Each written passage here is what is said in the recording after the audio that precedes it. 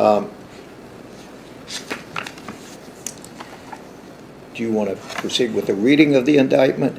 No, Your Honor. We'll acknowledge receipt of the indictment. We will waive reading and any defects of service.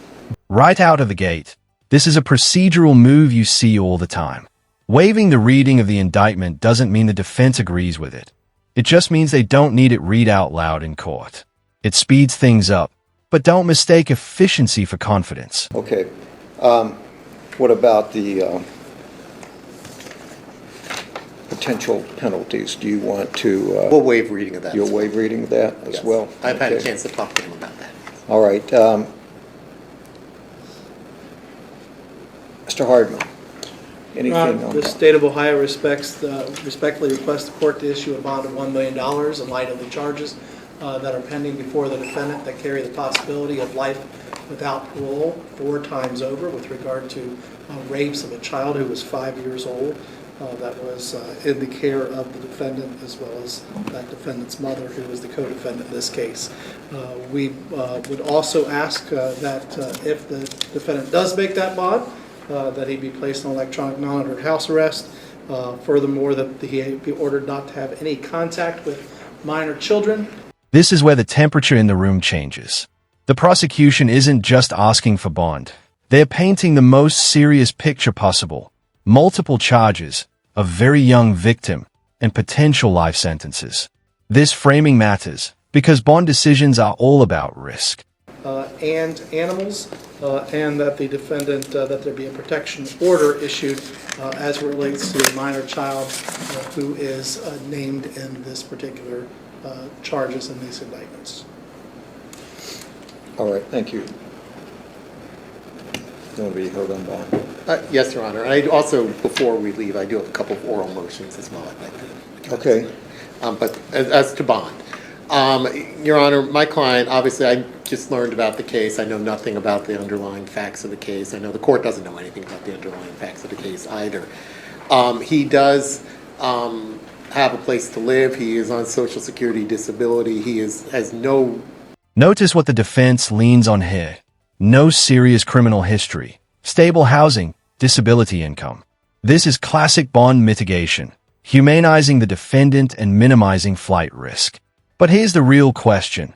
How much does that matter when the charges themselves are this severe? Real record to talk about. I think we even saw in his record a fishing violation, and that's kind of the extent of his run-ins with the law. I think it, Your Honor, would be appropriate to release him on his own recognizance with electronic monitoring. He could turn over his passport. He does not appear to be a flight risk in any way, especially with electronic monitoring and his ties to the community. So that would be what I would suggest as an appropriate bond. All right, thank you. I do one other thing. In terms of the no contact order, we have no problem with any no contact order, except that he does have a 16-year-old daughter with the initials CM, who is, I'm told, I believe, not a witness in the case, and therefore... This is one of the hardest calls judges make. On one side, parental rights. On the other, the state arguing that any contact with minors could be dangerous. When allegations involve a child, courts almost always are on the side of maximum protection. We'd ask that he be allowed to have contact with his 16-year-old daughter. Does she live with him? 50-50. I think he's indicating 50-50 Split. joint custody. Okay. All right, any response from the state? Yeah, we would ask that he remain away even from that child. When we are dealing with a child that he had very regular contact with, that there is very strong evidence that indicates he was involved, if not the actual touching, but in participating in allowing that activity to happen with regard to that 5-year-old child. And so any contact, we believe, with a minor child would not be appropriate if you want to make a bond in our position. All right. The judge splits the difference here. Lower bond than the state requested, strict monitoring, and supervised contact only. This is a balancing act between constitutional rights and public safety. Do you think this bond is reasonable or still too risky? All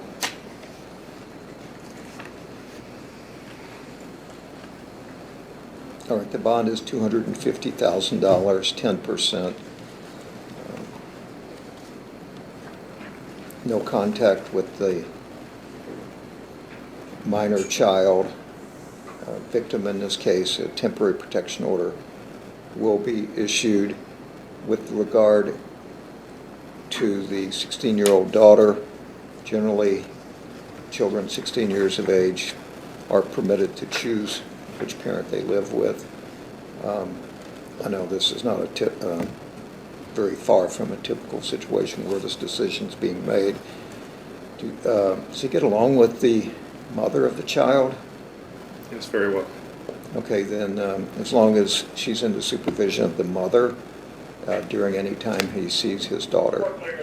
And the court would be okay with electronic contact as well, like phone calls? Oh, yes. Okay. Also, if he makes bond, he's on electronically monitored supervision with a curfew of 10 p.m.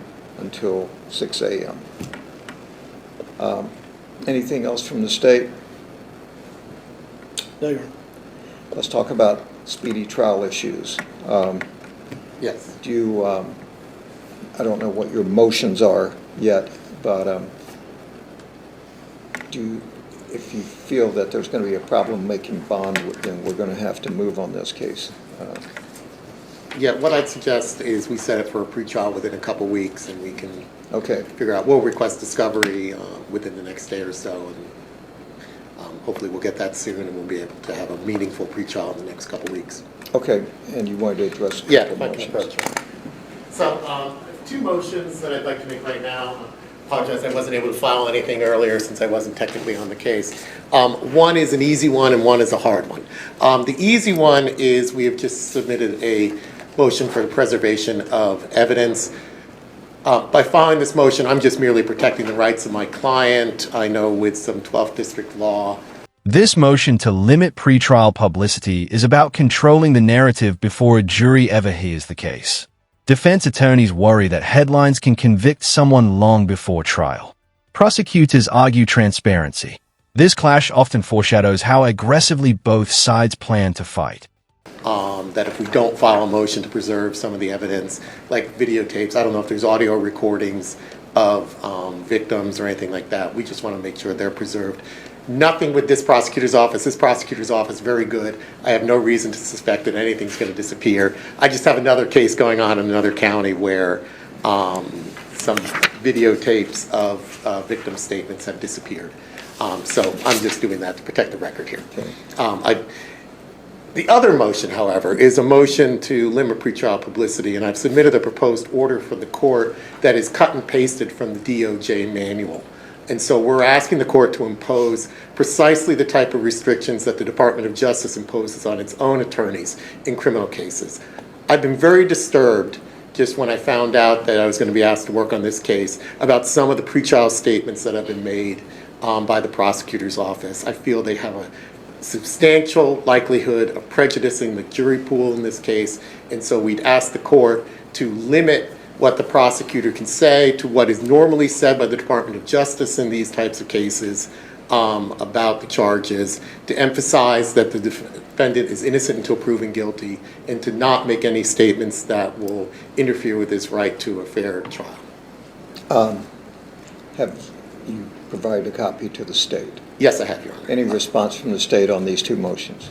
Your Honor, with regard to the motion to preserve evidence, we have no objection to that. We are obviously understand our obligations to preserve such evidence and would continue to do so. With regard, I have not seen a motion as it relates to the pretrial publicity. I've only seen a submitted entry.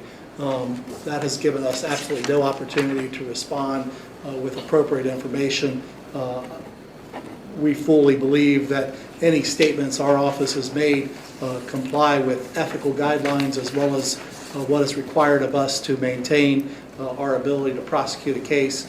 I think entering any kind of orders based on Department of Justice guidelines, whether they are or not, we don't know at this point, would be inappropriate. I've had absolutely no time to look at what the attempts are to gag the state with regard to anything it says to media inquiries as it revolves around this particular case. And I think at this point, without us having the opportunity to examine further this entry and this suggested motion, it would be inappropriate to enter it at this time. Okay, I'll give the state 48 hours, what is today? Wednesday, respond by 4 p.m. on Friday to his, I guess, anticipated motion. It's an oral motion at this point.